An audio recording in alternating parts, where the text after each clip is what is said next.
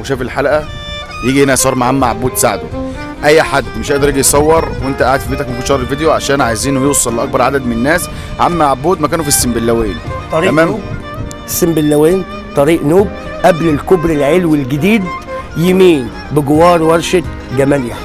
طب انا عايز اعرف حاجه هتلاقي بقى. عبود ببلكونته وعربيته وحله امه ويونيفورمه وبطاسته وبرنجانه ودنيته طب كلها. انت بقى تاكلنا بعد كل ده انا جوع.